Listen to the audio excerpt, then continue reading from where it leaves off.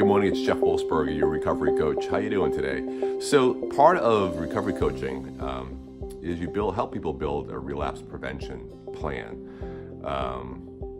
It's essential, I think, and I do it with every one of my clients. And I think there are a couple of questions you want to consider when you're developing a plan. Obviously, we don't have time in the video like this to go into like the complete granular levels of what a relapse prevention plan is. I will help you with that if you hire me. But here are some questions that you think about when developing a relapse prevention plan. One is, what could I see that would be a trigger for me?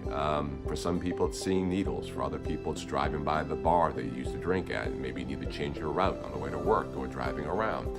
For years, I couldn't go through a particular nearby town. I had to drive around it. There were just too many visual cues for me that made it really uncomfortable. My heart rate would quicken. I would start to get sweaty. That took years for me to kind of get around that, the visual cues. And there are also smells that would trigger me. This is something you don't hear people talking about a lot. But a lot of addictions have a procedural aspect to them, cocaine or heroin, like preparing for the drug use. So there are sights, sounds, and smells that go along with that.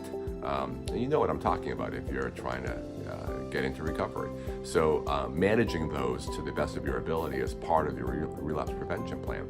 And then, like what I just alluded to, a second question is, are there places that you go that are hard for you? So like I just said earlier, I avoided a town. I drove around it for years, which was time consuming, but it was worth it for me. But are there other places that you can go and things that you see that will trigger your use? It's good to put those two questions to paper.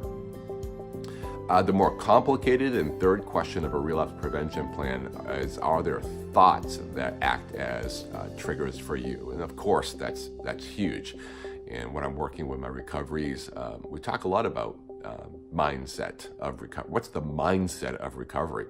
How is a person in healthy recovery thinking differently than me in early recovery? What are those mental frameworks that they're utilizing to have a good day and to support ongoing recovery? People who are in recovery think differently than people in early recovery or people trying to get into recovery. And that thinking just may be as simple as identifying what are those patterns of thought that you're in and changing them. Not easy, absolutely, but you will find that the day will come when you are in long-term recovery and you'll look back at this time and say, God, my mind, I had no control over my mind. So the third question is, are there thoughts or thought patterns or mental frameworks that you're in right now that make recovery more challenging? So the fourth question is I wrote down is, what if you can't change any of these things? And that's where I think the value of a coach comes in handy. So I've worked with hundreds of people over the years doing recovery coaching, so I can draw from the experience, if not of thousands of people that I've worked with, to help you get through this part of your life and get into sustained, healthy, creative, vibrant recovery.